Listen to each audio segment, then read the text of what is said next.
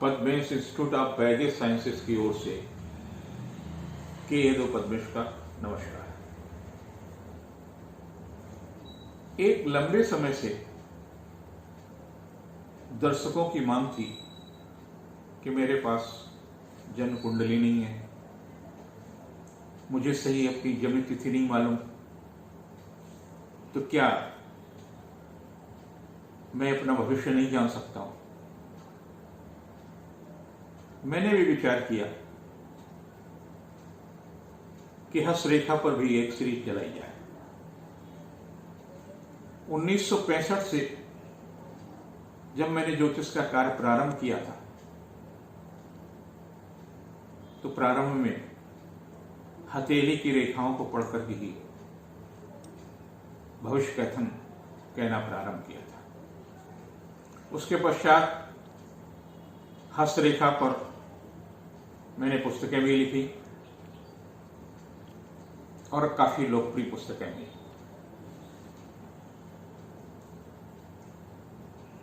कितना प्राचीन है ये ज्योतिष की शाखा हस्तरेखा, इसका उल्लेख त्रेता युग में भी मिलता है। महर्षि वाल्मीकि ने उल्लेख किया जब भगवती सीता लंका में अशोक वाटिका में रावण के प्रभाव में बंदी जैसा जीवन व्यतीत कर रही थी। उस समय मायावी रावण ने एक सूचना भगवती तक पहुंचाई कि भगवान श्री राम का वध हो गया। उस समय जो कुछ उन्होंने कहा, उन्होंने त्रिजटा नाम की जो राक्षसी जो देखभाल करती थी, उसने कहा कि मां, जब मैं बचपन में थी तो मेरे पिता जनक जी के यहां नारद जी पधारे थे और उन्होंने मेरी हथेली को पढ़ करके कहा था कि तुम सौभाग्यवती रहोगी।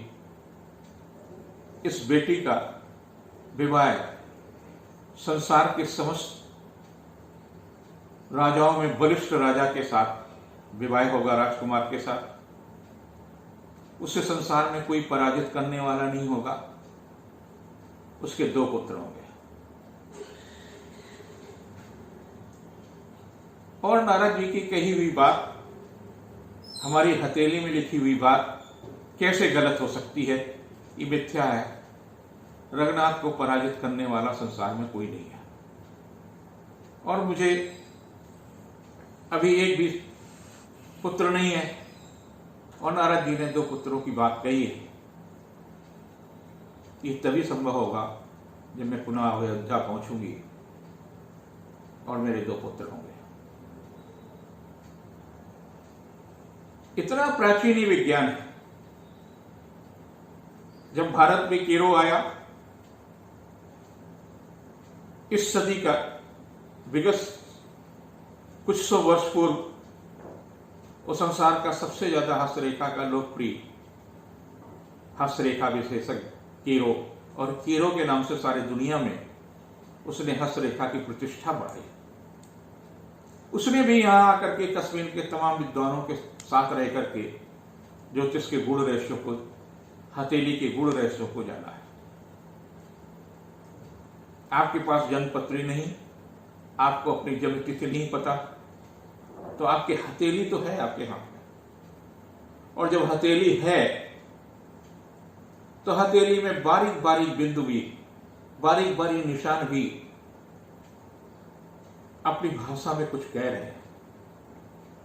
हथेली की बनावट, त्वचा का रंग,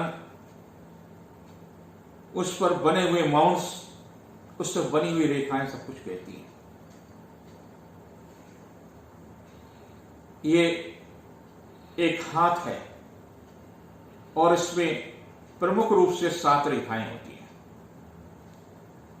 ये रेखा को जो यहां से यहां तक कहते हैं जीवन रेखा यानी लाइफ लाइन होती है।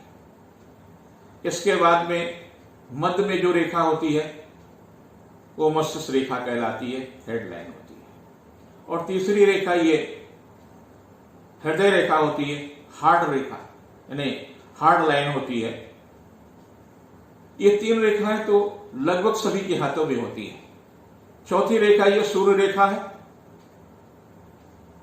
उससे ये पता चलता है कि जीवन में आपका कैसा जीवन जाएगा, प्रतिष्ठा मिलेगी, बड़ा पद मिलेगा, ये सब कुछ सूर्य रेखा से मालूम होता है। फिर भाग्य रेखा यहां से शनि पर्वत की ओर जाती है, वो 5वीं रेखा होती है। और छठी रेखा होती है विवाह। आपका विवाह होगा, दाम्पत्य जीवन कैसा जाएगा, संतान कैसी होगी, एक विवाह होगा, छूट जाएगा, क्या होगा क्या नहीं। और 7वीं रेखा है स्वास्थ्य रेखा। इसके अलावा भी बहुत सारी छोटी छोटी रेखाएं होती हैं। मंगल की रेखा है, गर्डल ऑफ वीनस होती है, तमाम सारी रेखाएं, उन पर भी हम चर्चा करेंगे। आज बिंदु हम ले रहे हैं कि आपके हथेली में छोटी सी नौकरी है, बड़ी नौकरी है, बड़ा पद है, क्या है क्या नहीं है। मैंने अपनी किताब में तमाम उच्च अधिकारियों के भी हथेलियों के चित्र छापे हैं,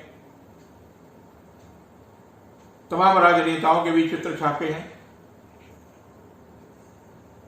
और देखने को मिला जब तक आपके हथेली में माउंट्स अच्छे नहीं होंगे यानी पर्वत, तब तक आप जीवन में बहुत कुछ नहीं प्राप्त कर सकते। ये जो माउंट्स है, सबसे नीचे का हिस्सा ये बुद्ध का होता है।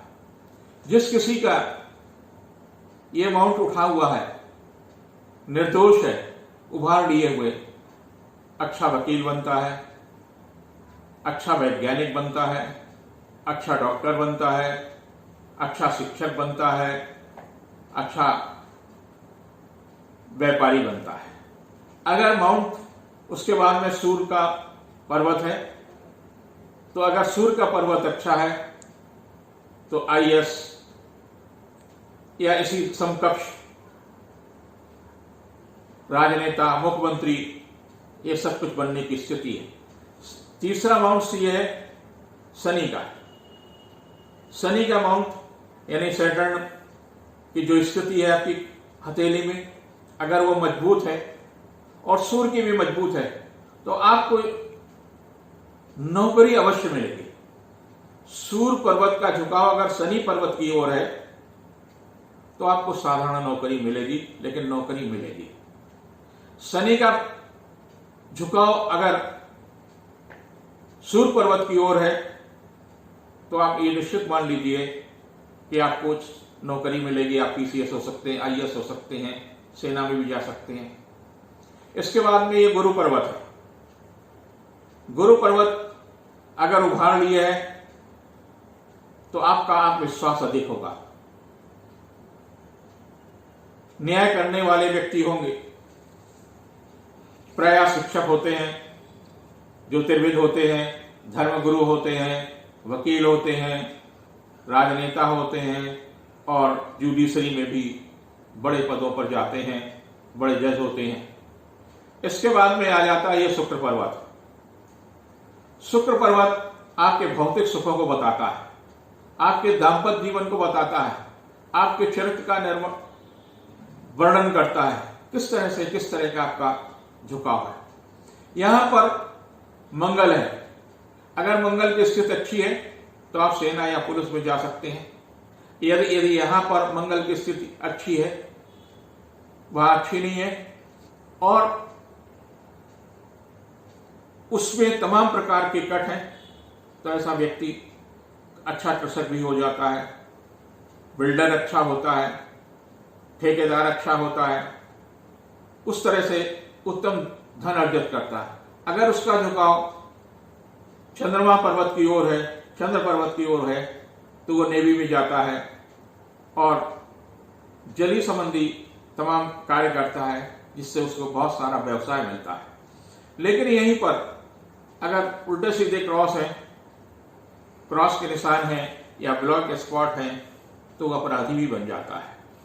उनसे जरूर बचकर रहना चाहिए। हथेली को देख करके आपको ये पता चल जाएगा कि आपके लिए अच्छा साझेदार है या नहीं है। इसके बाद में ये हिस्सा चंद्रमा का हिस्सा कहलाता है, ये राहु का और ये केतु का। तो राहु का जो ये हिस्सा है, वो राहु के हिस्से में अगर उभार लिए है, स्क्वायर अधिक है, ट्रायंगल अधिक है, तो आप बड़े राजनेता बनने के अवसर हैं। सामान्य रूप से भी अगर आपने जीवन राजनीतिक प्रारंभ किया है तो किसी सीमा तक आप, अगर सूर्य का पर्वत उच्च है तो आपको बड़ा मंत्री बनने का, मुख्यमंत्री बनने का, केंद्रीय मंत्री बनने का, राज्यपाल बनने का अवसर प्राप्त होगा। अगर केतु का स्थान अच्छा है तो आप खोजी पत्रकारिता में बहुत सफल होते हैं, मीडिया के क्षेत्र में बहुत सफल होते हैं। दूसरा, ये हथेली आपको तमाम सारे विषयों को लेकर के चलती है। माउंट्स, रेखाएं और उसमें पाए जाने वाले निशान क्या आपकी जिंदगी को बताएंगे। इन पोरों को भी देख करके, ये 3 पोरों के जगह कभी 4 पोरे हो सकते हैं। हथेली की उंगलियां कैसी हैं, इन सब के ऊपर हम चर्चा करेंगे। अंगूठा किस तरह जा रहा, अंगूठा से आपकी वेल्थ कैसे मालूम हो जाएगा, आपकी आत्मविश्वास कम है, आप में झूठ बोलने की प्रवृत्ति है, आप ईमानदार हैं। इन सारी सब चीजों को हम विश्लेषण धीरे धीरे आप तक पहुंचाएंगे। आप देखें, समझें और हमें बताएं कि आपको कैसा लगा। नमस्कार।